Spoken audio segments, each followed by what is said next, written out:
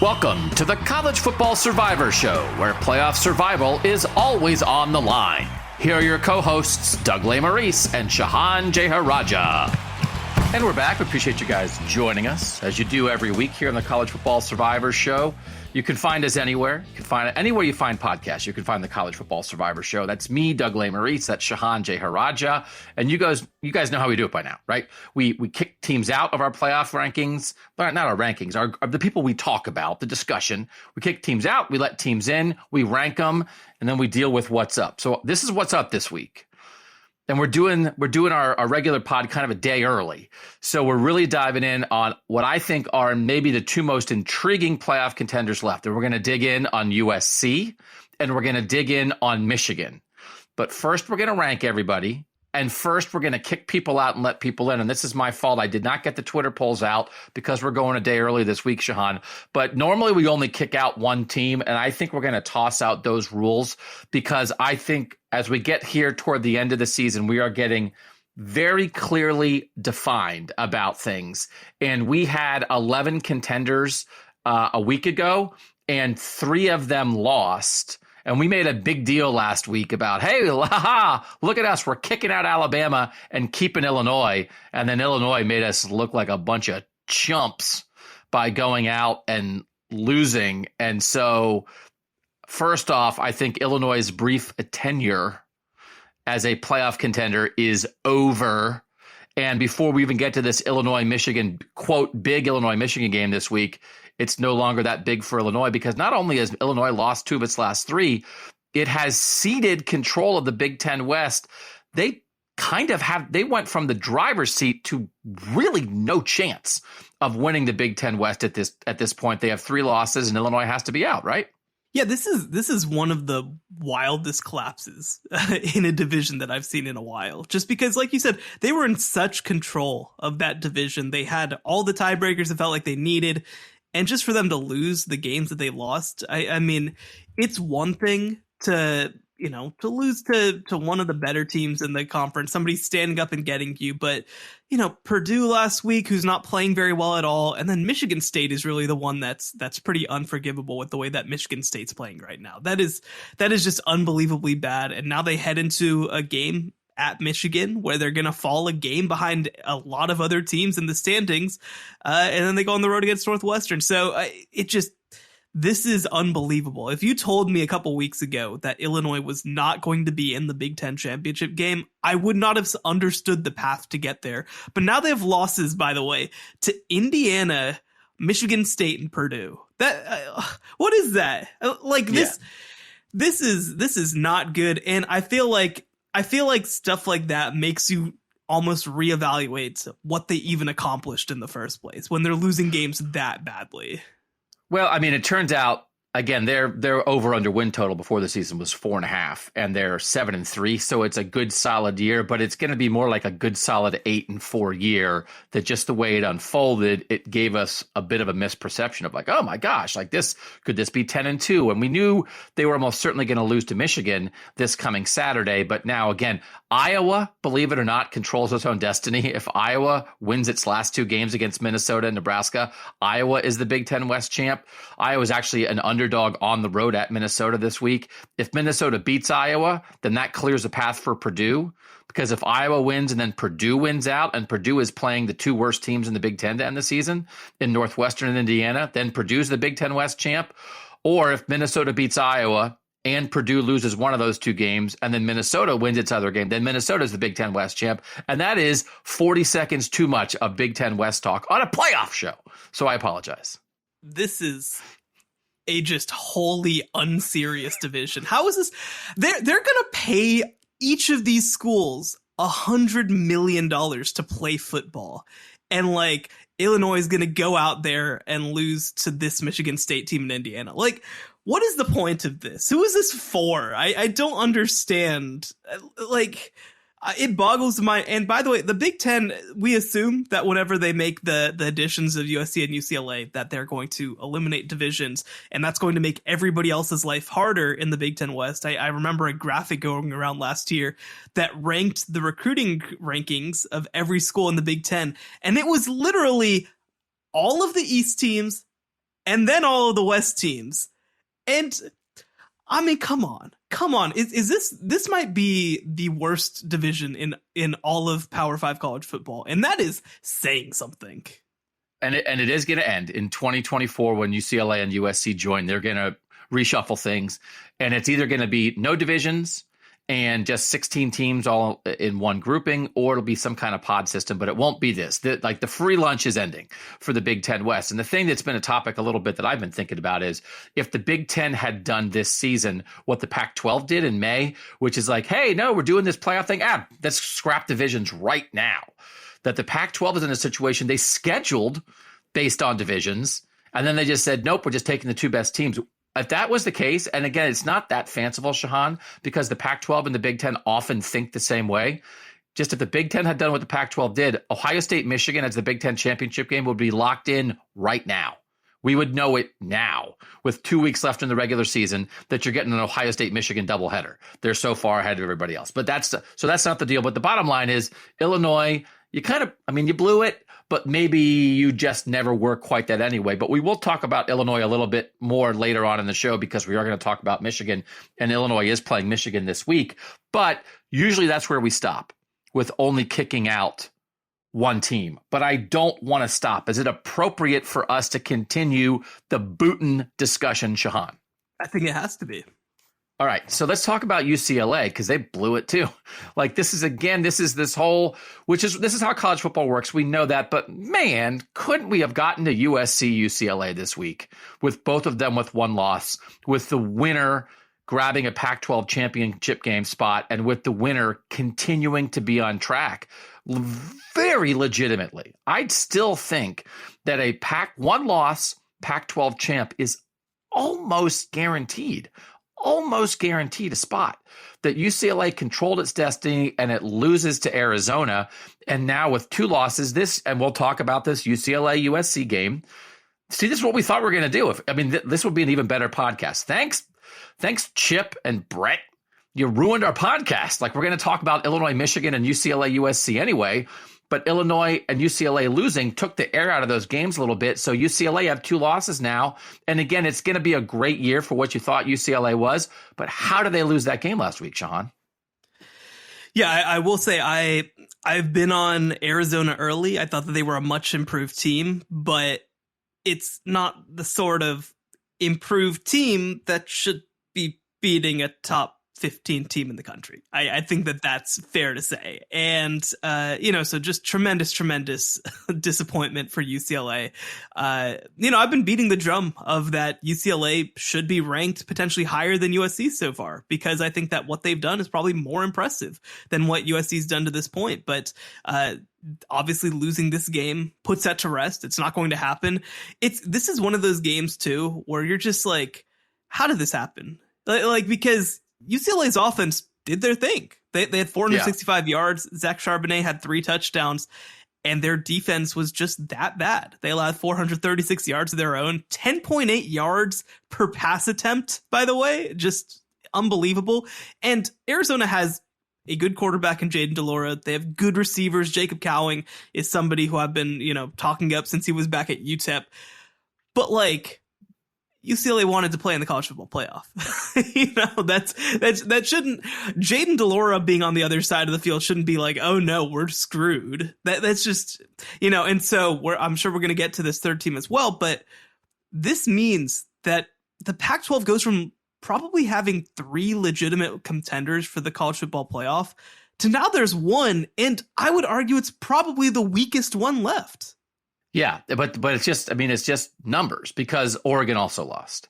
And this was a situation where it's funny, as much as we have all talked about the Bo Nix experience this year, Michael Penix is like the turbocharged Bo Nix experience, because Michael Penix, the Washington quarterback, is spectacular. He leads the nation in passing yards per game. But then it also just feels like, man, he might be right on the edge of having a play that killed you. And he had a play that killed Washington against Oregon, and then it didn't matter. And Washington won anyway. So Washington 37-34 beats Oregon. And this is where it comes back, Shehan. And this is where the 12-team playoff is going to open things up again. Oregon had worked really hard to overcome the season opening blowout loss to Georgia. And I certainly had been hearing from some college football fans that are like, hey, like, I thought a blowout loss was disqualifying for you, right? Like, how come they're allowed to sort of crawl back?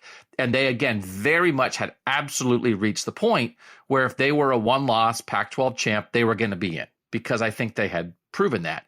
But now what comes into play is you lose all wiggle room, right? That it's, you can overcome an opening non-conference loss against a great opponent.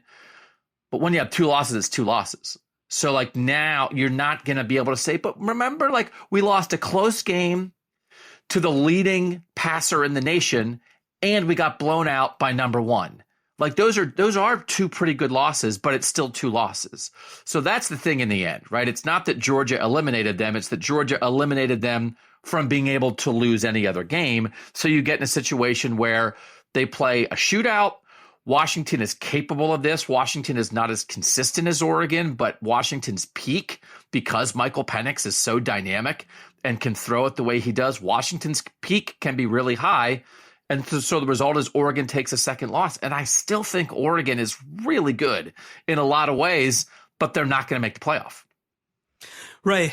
And, now it's an interesting situation of how they finish up. They play Utah this upcoming week. They're at Oregon State, who's really good, in 2 weeks. So they have a pretty tough path just to make the Pac-12 championship game. Obviously, I think that we assume at this point, and we might be wrong, that USC is going to be the other team on the other side of that. But, it's an interesting situation. It's a tough situation. I think one thing that we do have to say is, look, if Oregon had scheduled anybody other than Georgia in the country, right? If they had scheduled freaking, UC Davis instead, well, okay, then they'd be playing 2 FCS teams. You know what I mean? No, I know exactly what you mean. Yeah. They'd still be in the playoff mix. And so they were penalized for scheduling a good game. And I don't love that. I don't especially think that that's good for the sport to say, why did you play this game that was good at the beginning of the season? And that's one thing where I think that, yes, the college football playoff expanding, I think, will be better for that. It'll incentivize, hey, Oregon, if you go and you just have that kind of day against Georgia, it's not disqualifying. It doesn't mean that your entire season is over. And look, losing 49-3 to Georgia did not mean that Oregon's season was over, but it meant that their job was close to impossible. And unfortunately, they weren't able to walk the path. And now Oregon's not going to be a legitimate college football playoff contender. This game, this Utah-Oregon game on Saturday, I think it's possible these are 2 of the 8 best teams in the country, maybe 2 of the 6 best teams in the country, and both of them opened the season by going on the road to SEC country, and they both lost.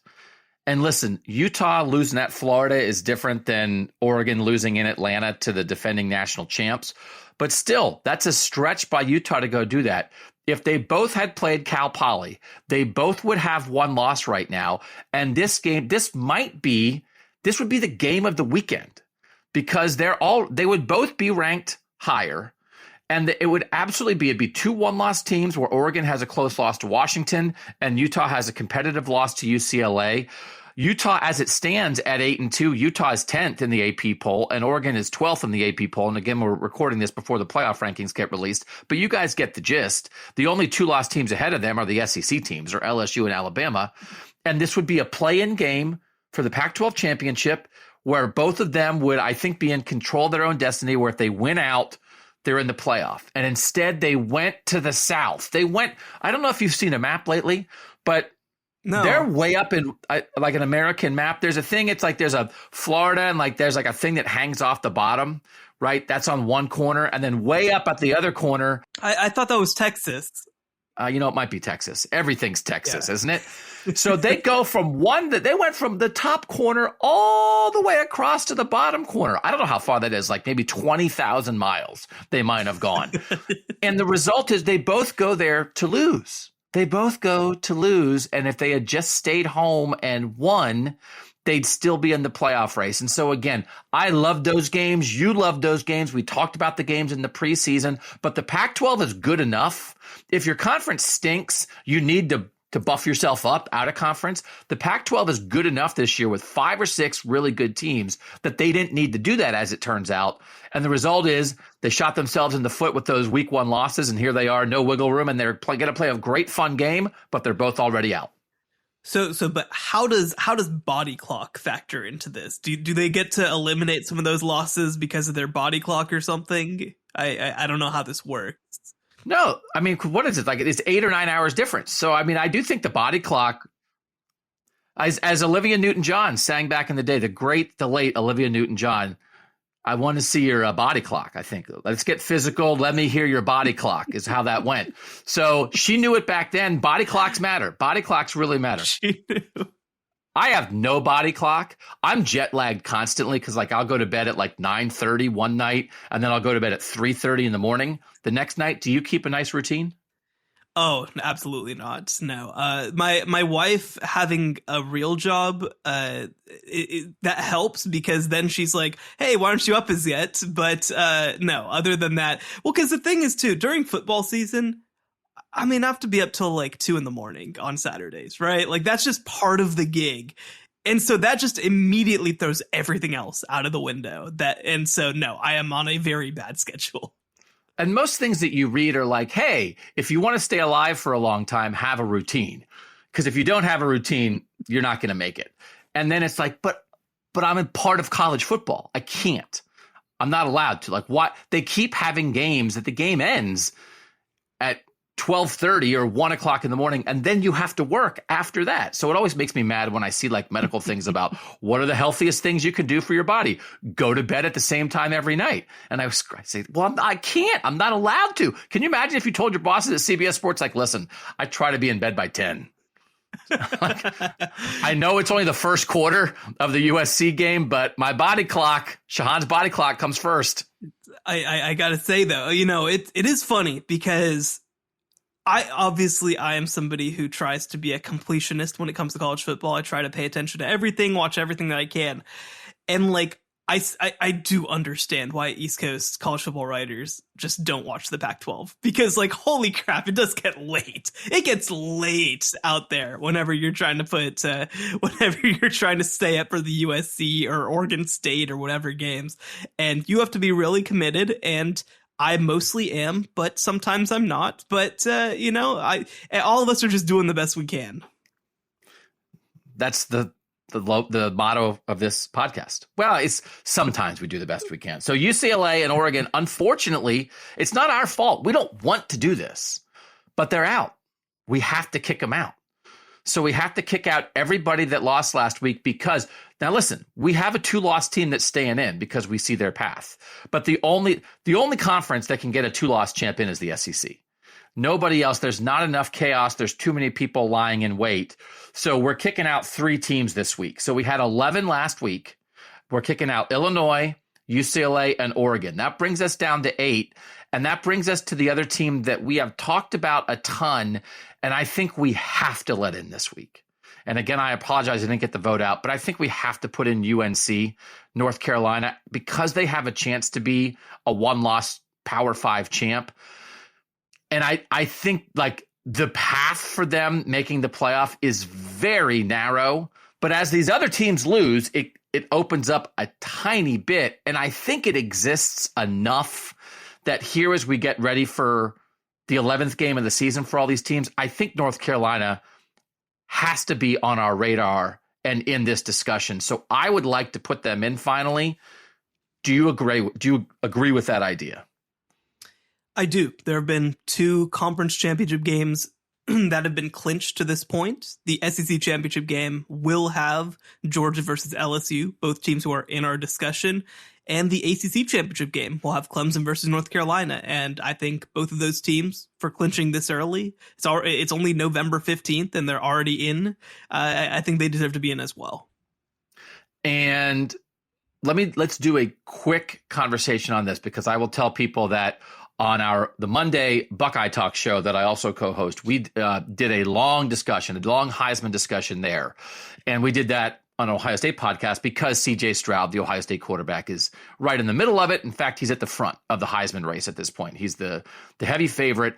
But I do think Drake May the North Carolina quarterback, because of the raw numbers, because of, I think, the growing interest in him as an NFL draft prospect, and he's only a second-year guy, so it's a year away, and the fact that he will be on the stage, I just think you almost have to be on the stage on conference championship weekend to have a chance to win the Heisman. And you and I had an in-depth Heisman discussion a couple weeks ago. I think the way things have shaken out, Hendon Hooker is a very good player, but he's not playing on conference championship weekend. And when you start doing raw stats, North Carolina's not, again, their path to the playoff is minuscule. But do you think Drake May is a legit Heisman contender that if things go a certain way with some of the other favorites, whether it's CJ Stroud or Blake Corum or Hendon Hooker or Caleb Williams, could you see Drake May rising up in the last 3 weeks of the year? No, it's a very good question. I think that a lot of people in the country have not watched Drake May at this point, right? Like, I think that most of the country doesn't know his name as much as they should, but he has been unbelievable this season. He has been the catalyst for this team making the conference championship game. And it's funny, after they lost Sam Howell to the NFL draft, you kind of thought, okay, well, it's going to be a rebuilding cycle for North Carolina. They weren't very good last year. But really, the difference between Drake May and Sam Howell has been the difference between a team that's now going to win the ACC Coastal by a mile. It's pretty incredible. And, their one losses to Notre Dame, they still scored 32 points in that game. I don't think that they should feel especially bad about that game at this point. And they're going to have some tough tests to close out. They still have 3 ACC games left, they have, I guess, 2 and then the conference championship game. They're going to get NC State. They're going to get Clemson, 2 of the best defenses in the ACC. So there's going to be opportunities for him to put up some numbers. Obviously, beating Clemson, even though it's this version of Clemson, I think will still carry some weight. And frankly, this is a different discussion. I'm still not sold at all on the CJ Stroud Heisman thing. That feels just so that feels so Mark Ingramy. That's what it feels like to me. And so I think that there's absolutely an opportunity for somebody to rise up. It could be Drake May at North Carolina. Obviously, depending on what happens in the game, could be Blake Corum at Michigan, I think has a real shot. But absolutely. I think that the Heisman race is completely wide open right now. I don't think anybody has made a very good case to this point. The Ohio State-Michigan game is an elimination game because for Blake Corum and CJ Stroud, the loser of that game is not going to win the Heisman because the loser of that game is not going to be on championship weekend. And again, CJ Stroud is a plus 150 favorite right now. He is an overwhelming favorite. That is a heavy favorite, but they have to beat Michigan. And he might have been the favorite after 11 weeks last year when he threw 6 touchdown passes in the first half against Michigan State in the 11th game of the year. And then Ohio State lost to Michigan. They didn't play on championship weekend. He finished 4th. So I think that he's kind of in the same spot. But if they beat Michigan, I think he has to play well in order for them to beat Michigan. So he has to beat Michigan, but I don't think they're going to beat Michigan with CJ Stroud throwing for 84 yards. So then he'll have played well. They'll have won a huge game, a top 3 showdown, and then go to the Big Ten championship game against a lesser opponent. If he plays well there, he's the captain of the ship. Georgia doesn't really have a Heisman candidate. I guess it's Stetson Bennett, but I think that path is clearly there for him. But if that doesn't happen, or if Drake May throws for 6 touchdowns against Clemson the first time that half the voters are watching him and they're like, oh my gosh, who's this guy?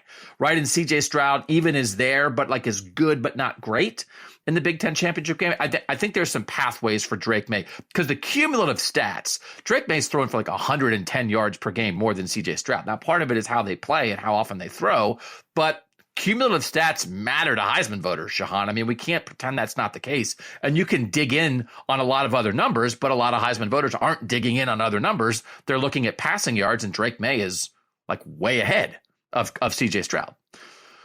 Yeah, look, when's the last time a Heisman winner threw for 76 yards in a game, right? CJ Stroud a hurricane. Right now. It was No, it wasn't. It was just kind of windy outside. No, it was very windy. On the East Coast, we get actual hurricane games. That was not a hurricane game. You live in Texas. Don't say we. Don't East Coast we me. You live in Texas. The University of Houston, occasionally you'll get a hurricane game.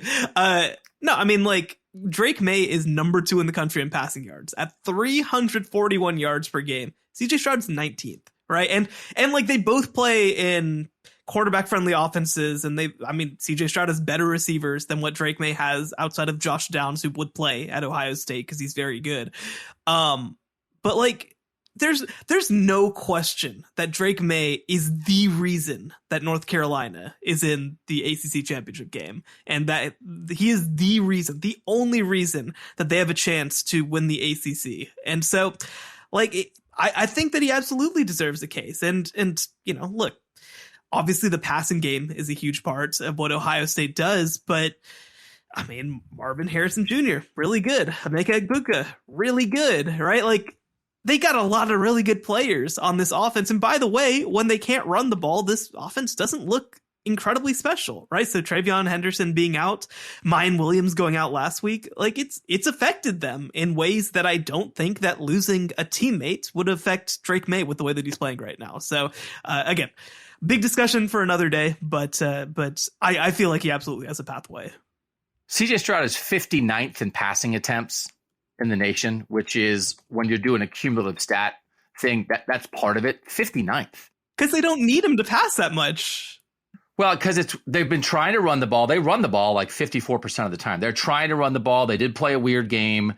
They've had some blowouts late. Drake May is 10th in the nation in passing attempts. So again, like we just saying, this is a Heisman discussion. It's not really a best player discussion. It's a Heisman discussion. Now, the other thing, and again, we did this for a long time on Buckeye Talk. If you want to go listen to that, a huge Heisman discussion. The one thing is that I believe in very strongly, I actually didn't bring up on that pod very much, is it's the story of the season. I do think the Heisman Award, it's why I love the Heisman, because it's everything. It's nothing and everything all at once. And I do think it's a something of a story award. I don't know that Drake May is the story of the season. The guy who is the quarterback of the undefeated number 2 team, and the number 1 team doesn't really have a Heisman candidate. And it is this offense, and they do have these great receivers, but it's the second year he's done it. And that is much more the story of the season. I do think that's very compelling, but Drake May is right there if something gets a little haywire. That's all. Or if Drake May throws 8 touchdown passes against Clemson, kind of thing. No, I mean, it's interesting because the story of the season this year has been Georgia inevitability, right? Like, that has been the story of the season. I don't think that anything else is really all that close, right? I mean, obviously, Ohio State and Michigan will play a game that has a chance to be the game of the season, of course. And that's probably going to be a huge part of this. But I mean, right now we're kind of just waiting for somebody to get fed to Georgia, and I don't know that Stetson Bennett has been consistently good enough to actually win the thing. I think same deal. You know, if he has a great game against LSU in the SEC championship game and looks awesome, then maybe that's a discussion. But the funny thing is, like you said, this is not the best player award, because if it was, Bryce Young would win again. Bryce Young's really good. Really good. As we said, the Bryce Young case is, hey, I'm trying to drag this mediocre team to a 3-loss season. It's like, it's Alabama. Oh, maybe they can beat Auburn. So, no, but Alabama's still good, but Bryce Young is the reason why. So we're kicking 3 teams out. We're letting one team in. And these are the 9 teams. Our discussion now is the 9 teams that still could make the playoff. There are 9. It is only 9. Nobody, and it might be closer to 7 because we're being a little generous with 2 of them. So when we come back, we'll rank them, but then we got to dive in on Michigan and USC, because I have a particular category that those 2 fit in this 9-team discussion. Next on the College Football Survivor Show.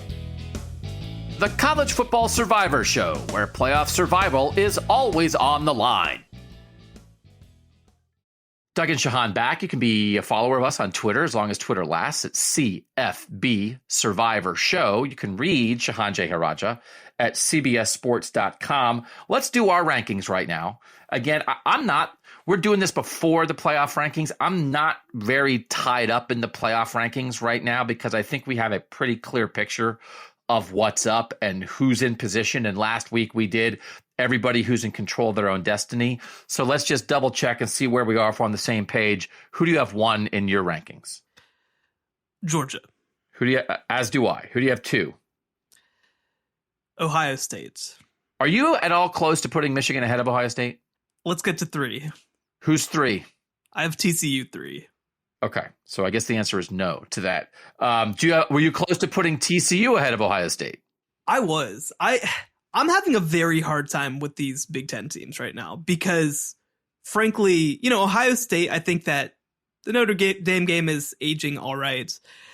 They've been consistently less dominant than Michigan, but Michigan has truly played one football game all year. That's it. They have done one thing that I care about even a little bit, and 8-2 Penn State. 8-2 Penn State is a pretty solid team, and those two losses for Penn State are to Ohio State and Michigan. That's the game you're talking about, and in that game they did steamroll Penn State. Yeah, no, they steamrolled Penn State. I think Penn State's around 15 for me, so like that's a nice win. It's not a crazy oh my gosh win, and that's it. I do not care about anything else that Michigan has done this year, and I just feel like the resumes and the schedules at this point with TCU versus Michigan, and Michigan's been more dominant. There's no question about that.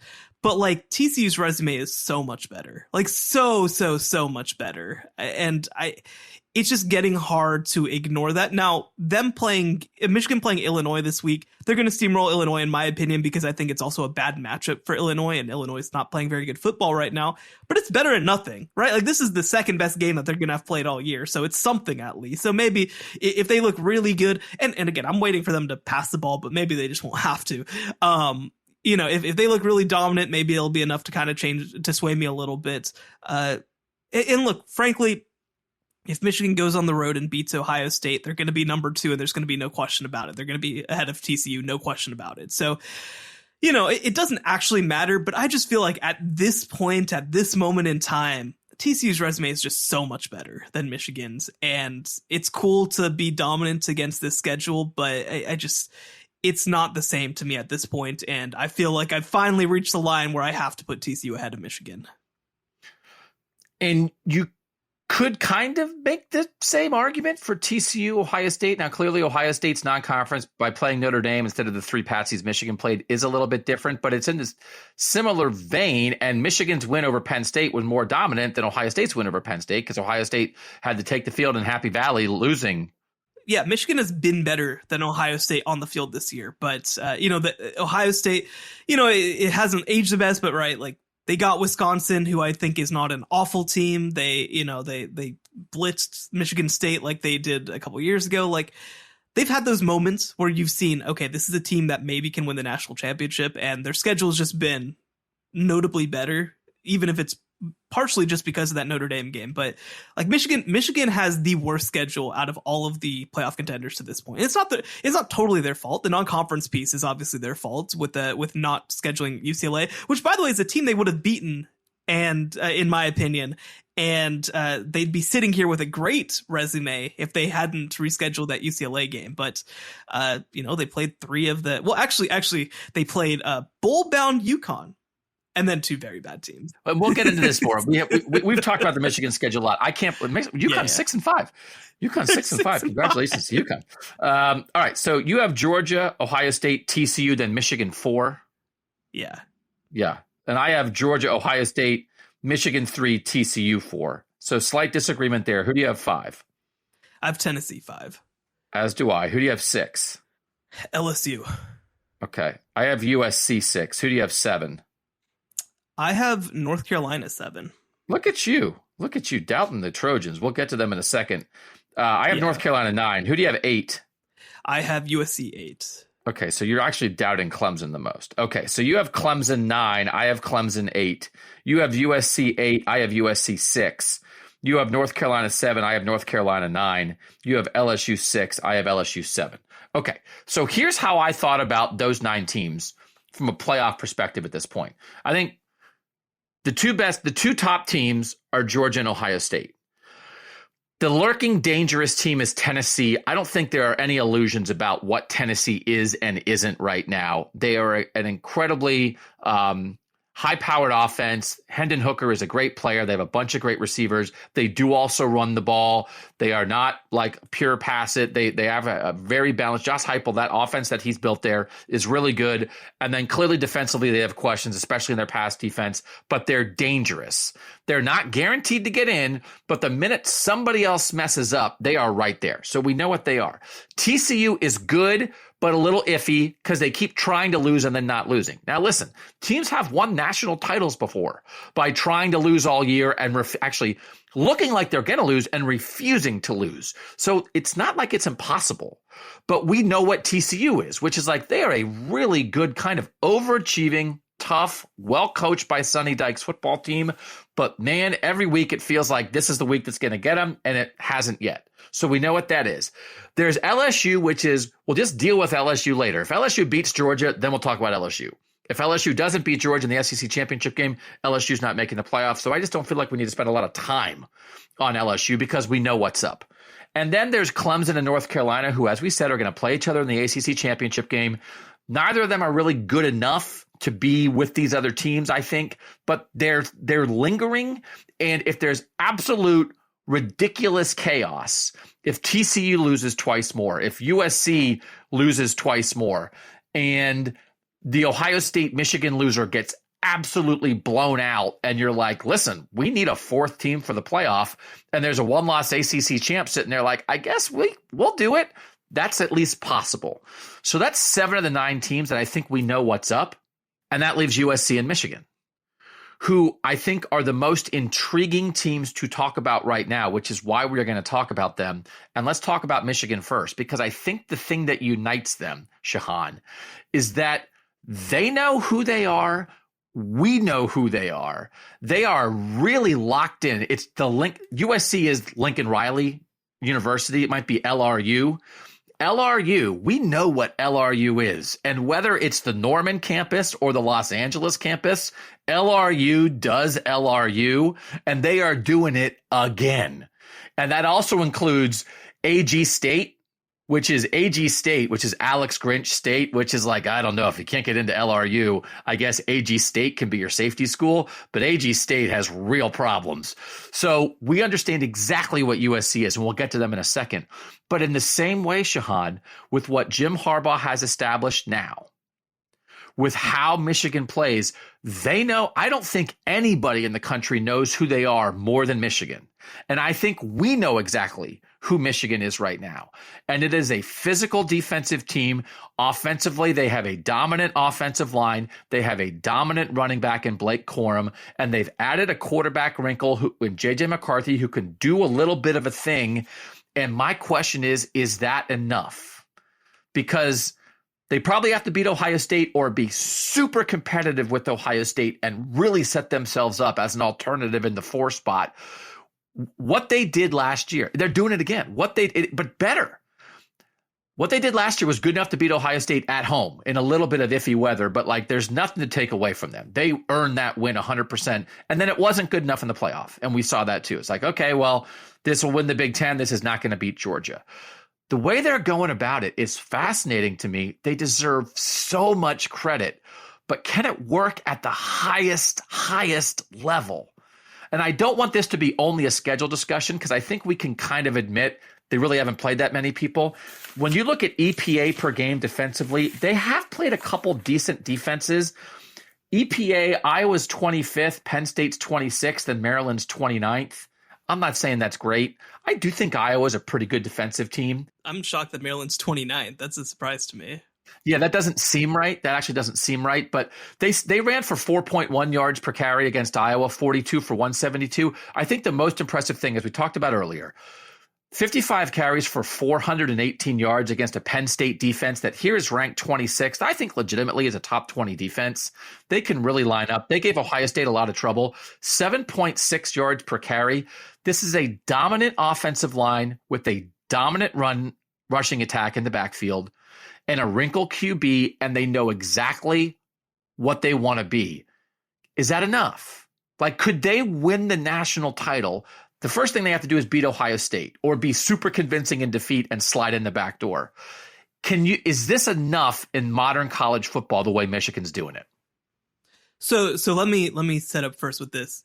I think that if Michigan loses that game, they're out, because if I don't care how close that game is, Michigan has nothing else to point to on its schedule. So, you are probably right, but I guess the scenario that I would offer is say USC loses to UCLA and then again to Notre Dame even, right? And it's a 2-loss Pac-12 champ, right?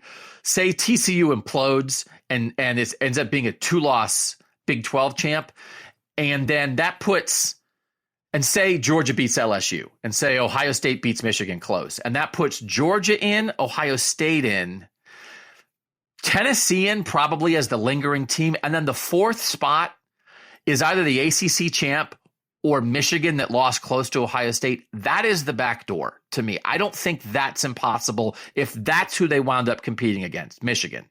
Anybody else, I do think they lose that battle, but that's why I'm cracking it a little bit.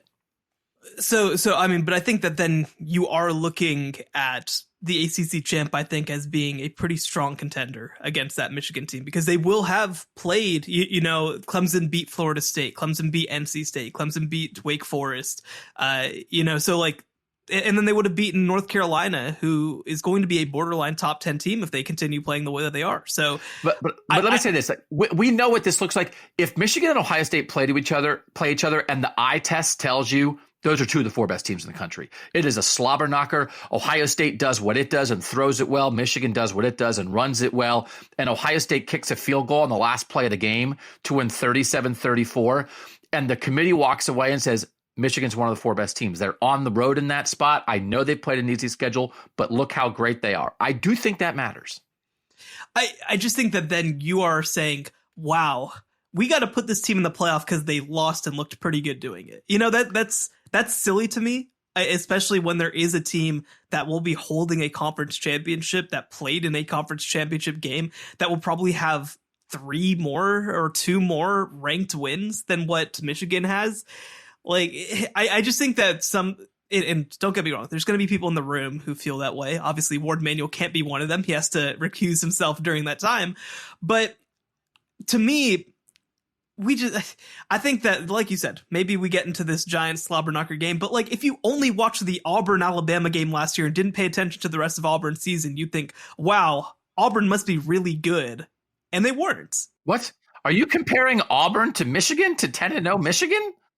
I'm saying that playing against a quality team does not, losing close in that after you've dominated against a weak schedule. After you've dominated nobody.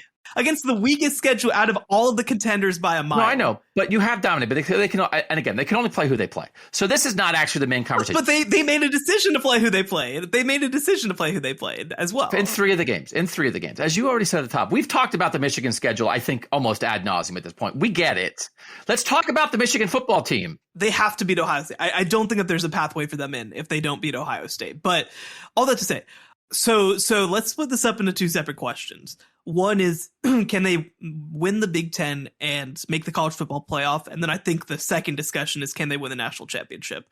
So I do think that this Michigan team, with the way it's structured, with the way that they attack defensively, with the way that they run the ball, I do think they can beat Ohio State and win the Big Ten. I do. You know, I think that it's taken me a while to get there because I'm distracted by what they can't do, but I have to give more credit to what they can do.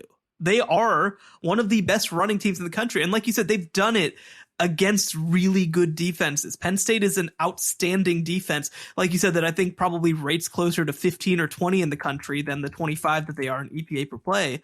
And they ran all over Penn State. I think it was really eye-opening to me to see Penn State defend Ohio State and see them really shut down the running game and do a great job and realize, oh, Michigan bowled over them, made them look like nothing. And you know, I think that's something that they can do. I think that's a potential thing that they might be able to do in a situation against Ohio State.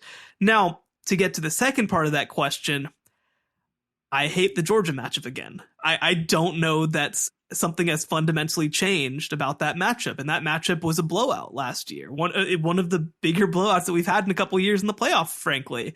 And I don't know if that would change in that specific matchup. Now, let's say hypothetically Michigan's the 2 seed, Georgia's the 1 seed, and Georgia plays somebody who upsets them. Well, then I think that Michigan can beat anybody else. I absolutely think they can beat anybody else. I just don't think they have any shot against Georgia just because of matchups.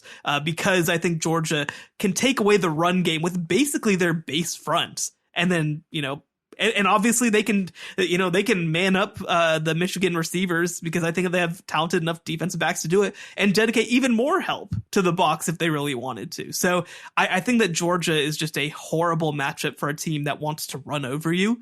But anybody else I think they could beat, right? Like I somebody put up a poll the other day kind of asking, hey, do you think that TCU can win the national championship? And it's like, I don't think they can beat specifically Georgia. I think they can beat other teams, but I don't think they can beat Georgia. That's kind of where I'm at with a lot of teams right now.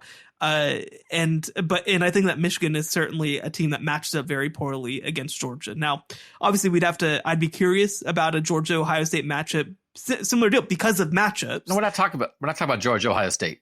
We have plenty of time for Georgia, Ohio State. Right. But so that's my issue is I don't know if Michigan is fundamentally different enough from what they were last year to be able to spread the field out against Georgia and make things difficult for that defense. So I think that's right. Mostly. It is, you have to give Michigan so much credit for what they do on both sides of the ball, though. EPA per game, offensively, they're 3rd, defensively, they're 7th. And one of the things that Jim Harbaugh said at the Big Ten meetings in the summer was he thought this defense could be as good or better than a year ago because he said, sometimes I've seen defenses lose superstars like Aiden Hutchinson and David Ojabo and Dax Hill, and then all those other guys sort of unite and say, hey, maybe we don't have the superstars, but we want to show how good we are. We've been waiting our turn. And it's like, man, coach speak, come on. It's kind of happening. You have to acknowledge that the way, again, they don't have guys quite like that. Mozzie Smith is really good on the defensive tackle. Mike Morris has a bunch of sacks on the edge. DJ Turner and Will Johnson, they have 4 corners they really believe in. Junior Colson's a really good linebacker. They have a lot of really good players. They don't have a guy who's going to be the number 2 pick in the draft next year. But collectively, the defense, and again, losing the coordinator, but they keep the style. They hired Jesse Minter. They almost hired Jesse Minter before when they hired Mike McDonald. It stays in the family, how they go about it. You have to give this defense so much credit. And again, who have they played is a big question. I hope Chase Brown plays for Illinois. He got hurt at the end of last week's game in the final minutes. It's a leg injury. Brett Bielema has been saying it feels like he's on track. I hope he plays because Michigan's defense has dominated people. Talking about they've dominated people. They haven't faced a great back, right? So you wonder what that's going to look like. Man, I mean, and Illinois defensively, we're talking about EPA per game defensively. Michigan's played a couple defenses in the 20s. Illinois is 2. So again, I think that's more statistical than maybe it should be. Are they actually the 2nd best defense in the country? No. But this is going to be, to the schedule point, the toughest test that Michigan's had, right? So I hope we see the best version of Illinois. But then offensively, they are in the nation. They lead. And again, defensively, real quick, all the stats, they're 1st in the nation in scoring defense, 1st in the nation in giving up the fewest rushing yards, 1st in the nation in giving up the fewest first downs. They're 1st in everything defensively because they haven't really faced anybody who can test them. Offensively, they're 95th in the nation in passing yards per game. They're 4th in the nation in rushing yards per game. And 2 of the 3 teams ahead of them are service academies. So they run it for 251. They throw it for 209. You watch them. This is what happens every play. The offensive line gets a push so that Blake Corum doesn't get hit until he's 3 yards past the line of scrimmage. And then Blake Corum gets hit, and then he moves the pile another 3 yards himself. He moves the pile more than any running back I've seen. I don't know how he does it. He is not a gigantic guy. But the offensive line and that back in concert, they get 6 yards almost at will. And against Georgia? No, but they are so good at it. And again, the belief that you don't have to run the ball well for play action passes to work, that's been proven. That's true. Just, you fake a hand after the running back and the linebacker bites most of the time, even if you can't run. But I think they run play action pass better than any team in the country because their run game is so dominant. And then JJ McCarthy under center, boom, play action. And there's a guy down the seam. There's a guy open. He'll hit a 20-yard throw on you. And man, when it works, Shehan, I get it. They have not really been tested, but when what they do is working, it is beautiful to watch. And they've had some halves where they struggled. They struggled with Rutgers for a half, but they wear you down doing what they know they want to do. And I have a lot of respect for it. And short of Georgia, it's fascinating to me that's like, yep, that is a way to win college football games in 2022. And I do think they're a little bit more dangerous in the passing game because the receivers are healthier than they were a year ago. And JJ McCarthy is better than Cade McNamara. They're really good. Yeah, I really wish that we had just one game, one freaking game all season long that we had seen JJ McCarthy, like where we had seen Michigan just say, all right, we know that we can win a game like this, but we need to see JJ McCarthy just throw the ball. And they did that a little bit against Indiana. He threw for 300 yards, but like he threw 17 passes last week against Nebraska. It was a 34-3 victory. That doesn't tell me anything. That doesn't tell me anything about how they've changed or how they can be different or how they can be more dynamic. And like you said, their wide receiver group is better by a decent margin than last year.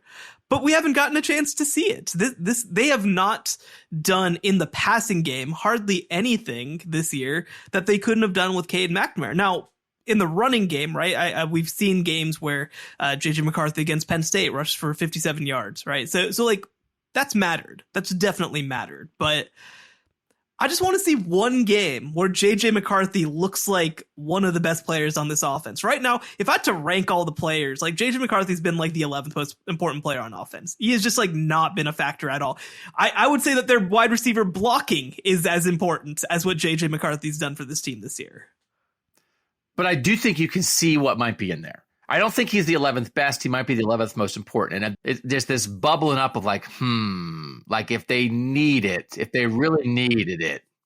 If they're going to win the national championship, I'd like a little more than some bubbles. I'd like to see a whole, I don't know what the end of this metaphor is, but whatever the fully formed version of bubbles are, I would like to see that for Michigan, for me to think that they can do it. And it just feels like wasted opportunities from my perspective because they know that they're going to win these games with the schedule that they've had and the way that they've been able to run on anybody. So it feels like it feels like they've had this whole season to be able to build up JJ McCarthy, not just from an efficiency perspective, but like they've protected him just continuously. They've protected him. And I need to see some unprotected JJ McCarthy. I need to see JJ McCarthy tossing the ball around the field to just see if he can do it. And maybe they don't think he can, which is another issue, but then I don't think that they're different than they were last season. He was a 5-star recruit, which is not everything. Play like it. Play like it. I know, but CJ Stroud wasn't. He's playing like he is. I do think that the last 2 years, Jim Harbaugh and that staff, with Matt Weiss and Sharon Moore calling the plays on offense now, taking over for Josh Gaddis, and with, again, what they've done defensively when they revamped the coaching staff before last season. I just think they are incredibly well coached, and that starts at the top. And I certainly have been a Jim Harbaugh critic in the past, but I think I have a faith now in them because I was kind of like all year last year. I was like, what are they doing? Why don't they play JJ McCarthy more? And they got as far as they could get last year, right? That they like beat Ohio State into the playoff, a semifinal where you can't hang with the national champs. That was peak Michigan a year ago. I do think maybe just because they've been there before, they're still doing it the same way. I just think because they've climbed the mountain, maybe now they can climb a little bit higher. Now, what does that mean? I don't know. But I almost am giving them the benefit of the doubt of like what you're saying. Why haven't they done it? It's like, well, I think they have a plan, right? And the plans work so far, and it's against an easy schedule. But this is a well-coached team on both sides of the ball. I think my question is, because I agree, they are incredibly well coached. They have a great plan. They stick to it. They know what they want to be. So my question becomes, do they not think that JJ McCarthy has it in him? Do they think that they are not a better team if JJ McCarthy has to take on some of the workload? That's my question, right? I know he was a 5-star. I know all that, all that stuff, but they have done everything possible to avoid featuring him in any way, in any game. They didn't feature him against Hawaii, right? Like, you feel like if they have all this faith in him, if they think that there's that card to play, they let him try it once. Well, that was his first start. To be fair, that was his first start against Hawaii. But go ahead. Sure. But fine. UConn the next week. Although again, as we've mentioned, bowl eligible UConn. So you can't take too many chances when you're playing against a bowl eligible team. But it hasn't happened. They played the last couple of weeks. They played Nebraska, who is not very good defensively, and he threw the ball 17 times and completed 47% of his passes. Actually, the week before that, they played Rutgers, which that was a game that got kind of hairy in the first half. Threw the ball 27 times, completed 48% of his passes. So, it doesn't feel like he's getting better. It feels like, I don't know. It just feels like the same. 14 touchdowns, 2 interceptions this year, 69% completion percentage, but as you said, under 50% the last 2 weeks. And I can just hear Jim Harbaugh saying, why would you feature something before it needs to be featured? Wouldn't you feature it when it needs to be featured? Why would you feature something if it's not featuring time? I don't know. I don't understand the question of what will we feature until the featuring is here.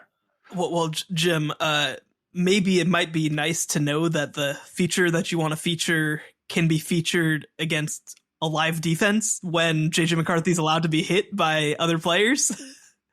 I think you'll find out when, if and when it needs to be featured, it'll be featured appropriately.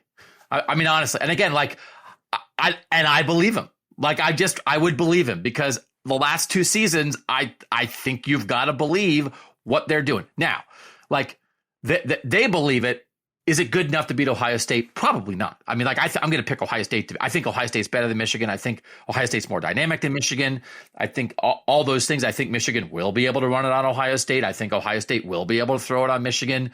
I think it'll be a matchup of what those two teams do well. Michigan's defense is really good. Ohio State's defense is much improved. I think it will be a very good game, but Ohio State's better. But is there a path? Absolutely. I mean, you can see the path. Everyone knows what the path to victory is for Michigan, at least against Ohio State, and then how far can it take them? So, okay, that's Michigan. Quick break. When we come back, we'll talk about another team that knows exactly who they are, for good and for bad. We'll do USC next after this. The College Football Survivor Show, where playoff survival is always on the line. So, Shehan, this is I think, an obviously vastly different but similar question, and leaning into who you are. Again, Lincoln Riley, this USC team that you picked, I think you very much thought they were a playoff contender before the year. I was skeptical. I thought it would take a year. Here they are. They're absolutely a playoff contender. They're playing UCLA and Notre Dame to end the season. They gave up a bunch of points. They gave up 4 touchdowns in the second half against Cal a couple weeks ago, which was a real problem and had them questioning their defense. Alex Grinch, the defensive coordinator, after doing that, said he wanted to vomit after that game. They have real problems defensively, and that is nothing new for a Lincoln Riley team. And the question is, will it hold them back? The one thing that has happened that I think everybody was wondering about, and you and I certainly talked about earlier in the year, this was a team that forced a ton of turnovers early. They forced 14 turnovers in the first 4 games of the year. And in the last 6 games, they have forced 6 turnovers. So they are no longer a team that is winning, that is saving itself by forcing turnovers. They're winning anyway, and they're now winning with their offense because they're outscoring teams and winning in the 40s. Cal is not good. The team they beat 2 weeks ago. Cal is not good. Cal has not really scored on anybody, and Cal went out and had its way with that USC defense in the second half. And then last week, Cal came out and scored 10 against Oregon State after scoring 35 against USC. Can this formula work? Right? Michigan has a formula. Is it good enough? USC has a formula. They've had some injuries at receiver. Jordan Addison is not fully back, but he should be back for UCLA. They had an injury in the offensive line that they're going to get their left guard back, and that'll change them again. They've had some injuries on defense. They have been battling some stuff. Mario Williams, their other good receiver, hasn't played. Other receivers have stepped up. There are some reasons here. Like, they've fought through some stuff. But the bottom line is, this is a good offense and a bad defense. And can they get to the playoff and or even do more than that with this Lincoln Riley formula? You know, what's interesting is, the USC, well, actually just Lincoln Riley teams have had a propensity to get up big and kind of just feel like they can just ride it out. And, and I understand why teams do that. Some coaches don't want to run up scores. Some coaches feel like we don't want to give things away. In this Cal game, they were up 34-14 entering the fourth quarter and then kind of just stopped playing football. And look, I know that you're USC and you're playing against Cal, who's very bad, but like, you can't stop playing football at any point. You're just not a good enough team to stop playing football at any point, especially on the defensive side of the ball. Look, this team looks almost exactly like what I thought they were going to look like. Which is Oklahoma, right? Which is Oklahoma. Well, and I think it's the worst versions of Oklahoma, but I think that they're probably playing in it's because it's year one, and I think that they're, generally speaking, playing in a worse conference than what most of those Big 12s were. And so I thought that they would have a chance to come up quickly, and they have. Now, they have to play, again, at UCLA and versus Notre Dame over the next 2 weeks, so that's going to make things also a little hairy. But I think that ultimately, look, with USC, this is what they were supposed to be. This is what they wanted to be in year one. They'll have time to try to like actually build a defensive system in there. I think one of the things to look at is, this is a very young unit. They're playing a lot of young players. They're playing a lot of transfers. And so I think that this is how they structured it. This is how they decided to do it. This is what they wanted to be, because, you can't just completely flip a defense in a year, especially. So now the question is, again, like, it's two separate questions. One, can they win the Pac-12 this way? Two, can they make the playoff this way? And then three, also, can they compete for a national championship? Three is no. I mean, they cannot. I think that that's obvious. I think that that's clear. Heading into this past week, I had them ranked as my third team in the Pac-12 behind UCLA and behind Oregon, because I do feel like, again, they haven't had the schedule to this point outside of the Utah game, which that's just a game, right? Like, that's a really tough game. Yeah, great game. Like, I don't think anybody should feel bad about USC because of how that game went.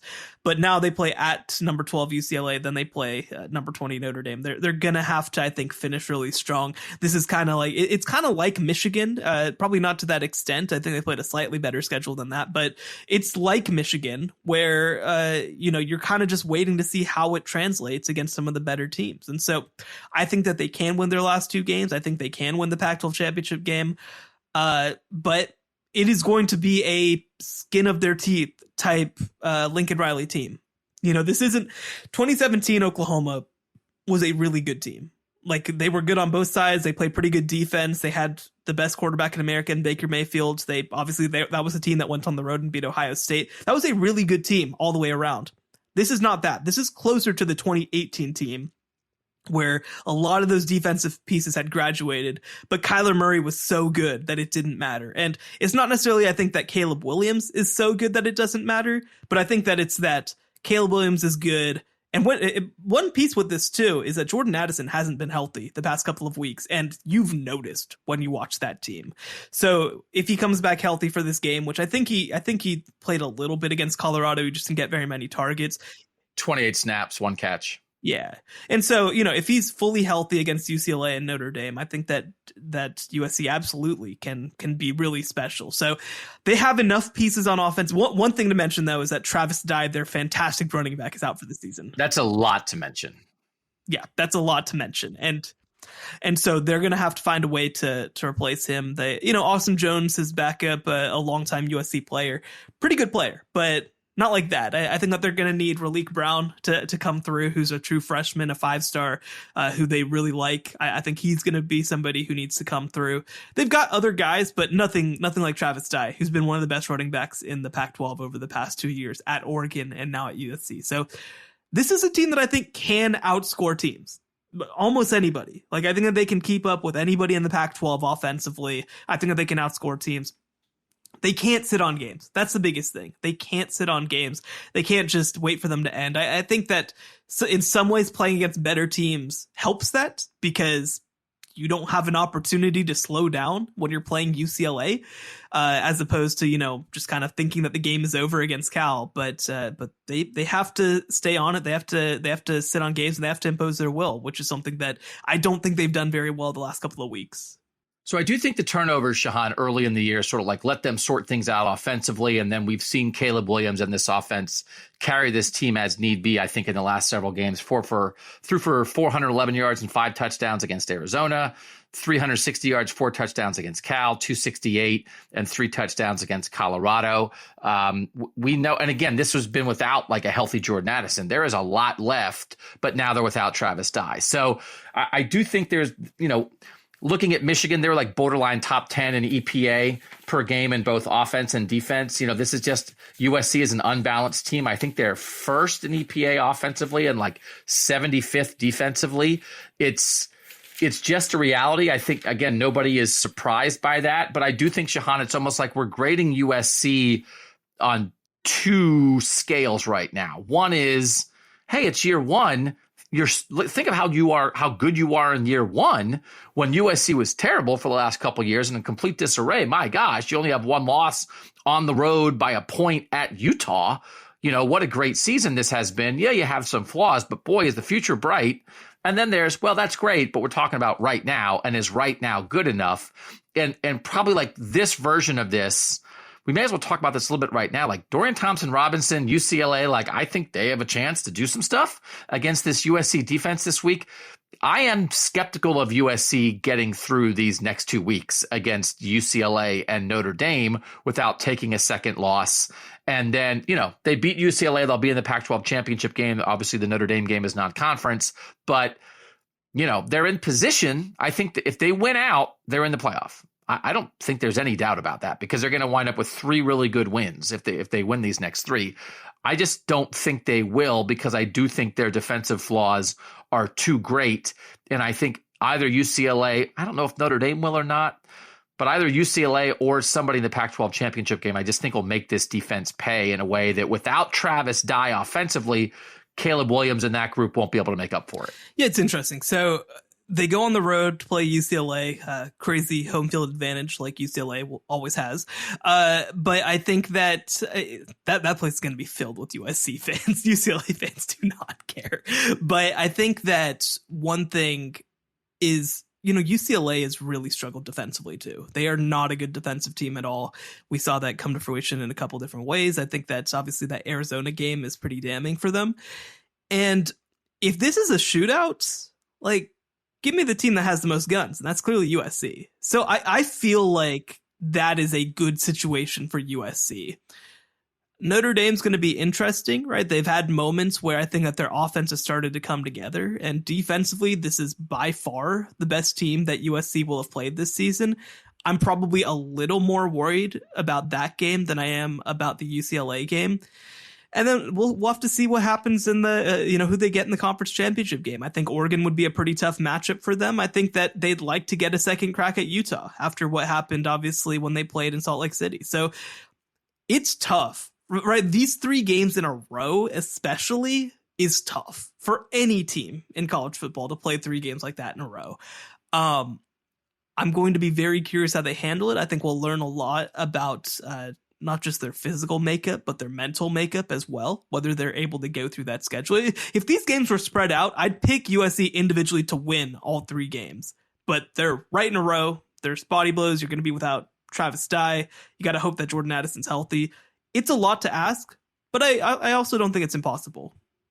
And when we look long term, the idea that this feels so similar to the Oklahoma model, which was great offense, not great defense, good enough to win your conference, not really good enough to compete at the highest level. As you said, the time they competed the best was 2017 with that good defense in Baker Mayfield, and they should have beaten Georgia, and instead they lose right in overtime in that semifinal, and then Georgia gets that path to the national title game, and then Alabama comes back and beats Georgia. But like that idea, right, they've got to have a better defense.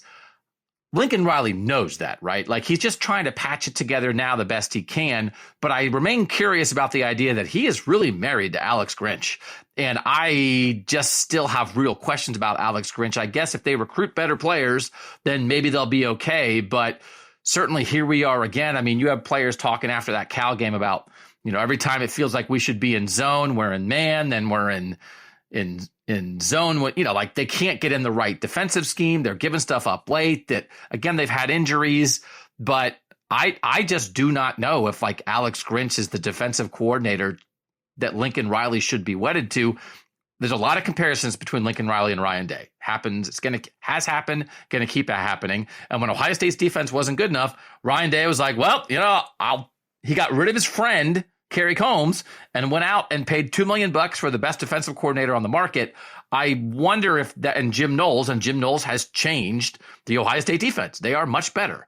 I wonder if a moment like that is coming for Lincoln Riley, because the offense has always been good enough, but the team so far to get to the ultimate goal has not been. And while it's understandable this year, it's also another example of it. Yeah, it's the thing that's interesting to me is because I don't think Alex Grinch is bad. I don't think that it's just that. I think that part of it is having to defend on the other side of an offense like what Lincoln Riley runs. I think that's always going to be a huge part of it.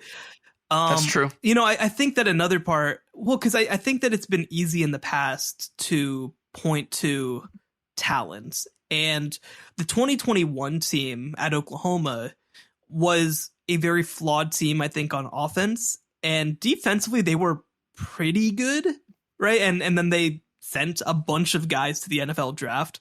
The question that I'm going to have about Alex Grinch is, are you going to be able to recruit to the level defensively to where you feel like you can make up those gaps? Because I don't think that day in, day out, recruit by recruit, they were great defensively. And I think that, the funny thing now is that they were solid last year defensively at Oklahoma under Alex Grinch. They are a disaster without him, just a total unmitigated disaster without him. But at the same time, I did also feel like, look, I think that there have been moments where the Alex Grinch hire has worked out for Lincoln Riley. I think that 2019 team, he had a big impact on that team defensively. I think that he's a big part of the reason that a team that wasn't all that good, in my opinion, in 2019 still made the playoff. But it felt like such a nice opportunity for a clean break with Lincoln Riley going to USC and having an open checkbook to hire anybody that he could have ever wanted. So it was a surprise to me to see them hang on to Alex Grinch. So, all that to say, I do think that Alex Grinch will get an opportunity to try to build this defense, right? I mean, they got the number one defensive back last year in Damani Jackson. He's going to be somebody who's going to be a major contributor for this program. They're going to be able to recruit in a different way. And we've already seen at USC than they were able to at Oklahoma. Like, USC is USC. You can recruit at USC because of their ties in Southern California, and Lincoln Riley's the biggest show in town now. So I think that let's put it like this. Alex Grinch is on probation. This is a team that's kind of been slapped together because that's what this USC team was always going to be with all the transfers and this first year thing. I got to see signs that they're building something long term with this 2023 class, with the 2023 season. It can't just be opportunistic football in a year or two. It has to be good football. Who would you take right now? Who do you think has a better chance to do more this season, Michigan or USC? I think Michigan. I think Michigan's just further along in their development cycle. Now, the thing is, I think that Michigan has the harder path. They have to beat Ohio State to have a chance to get there. But, I mean, USC has to win 3 really good games in a row as well. So that's not necessarily easy either. So I think I'd lean Michigan. I think that that's a team that can beat Ohio State. I think that that's the team that has the clearest pathway if some things break their way to competing for the national championship. And again, I mean, this is year 7 or 8 of Jim Harbaugh, and I can't remember what year we're in at this point. And yeah, this is year 8 of Jim Harbaugh. This is year 1 of Lincoln Riley. So frankly, if it was incredibly close, It shouldn't be, is the point. It shouldn't be close with year 8 of a very good coach versus year 1 of also, I think, a very good coach. So I think Michigan's further along. I think that their pathway is a little clearer. I think that their team's a little bit further along. I think that they're deeper. I think that they know their identity just a little bit better. And I think they're a more balanced team. But it is year 6 of LRU. And again, that's the part of this is like, well, it's not like we don't know what this is. Now he's doing it at the new place, but I do think, and again, I think they'll build on it. Just like Michigan had a great year last year and then built on it. This is a really good year 1. Nick Saban was terrible in year 1. This is a really good, for example, this is a really good year 1 for USC, but you can still see the holes. So, that's not me. That's just reality. And I think Lincoln Riley, he knows exactly, again, both the thing in the end, I think Lincoln Riley and Jim Harbaugh both know exactly what they want to do. And I think they both believe they can do it. Jim Harbaugh is showing it, and Lincoln Riley is getting there already. So 2 interesting teams. We will talk. Listen, next week is Ohio State, Michigan, and that's really big. And so we're going to talk more about that game a week from now. But I wanted to get this Michigan discussion in here now because I think we needed to get a handle on Michigan, because in the end, I do think the Ohio State Michigan game, for everything Michigan is, it really is about Ohio State. And did Ohio State fix its flaws defensively enough? Will the run game still trip up Ohio State? Will they be able to throw it well enough? What will the weather be? Can Ryan Day avoid losing 2 in a row? It really is about Ohio State, because Michigan showed what it was a year ago. So next week on this show, we'll dig into that. We'll dig into all the games that matter. But I wanted to make sure we gave Michigan the credit it deserves right now. And again, we flipped our shows this week. So if you want to be an Apple subscriber, on Apple Podcasts, you get 4 bonus podcasts a month. And for a small subscription fee, 75 cents per episode, right? When you it's pretty cheap, right? So on the bonus episode this week, which will be later in the week, we're going to do the 10 most important people in the playoff race so far. That's coaches of teams in the mix, players on teams in the mix. It could be coaches or players on teams that knocked out teams who otherwise would be in the mix. Shehan and I will do our rankings for that. That'll be the Apple bonus show. But a week from now, we'll certainly talk about Ohio State, Michigan. And I think a week from now on the Apple show, Shehan, I want to talk about the greatest rivalries in the playoff era. Because that is a different thing, because what the playoff has done is allowed opportunities for teams to meet multiple times on a national stage, which has made it really interesting. You don't only have to have your rival be down the road in your conference right now. So we'll rank the best rivalries in the playoff era on the Apple show a week from now. Hope you guys will join us on the bonus Apple show. But everybody who's listening, we appreciate you finding the College Football Survivor Show. For Shehan Jeyarajah, I'm Doug Lesmerises, and that was the College Football Survivor Show. The College Football Survivor Show, where playoff survival is always on the line.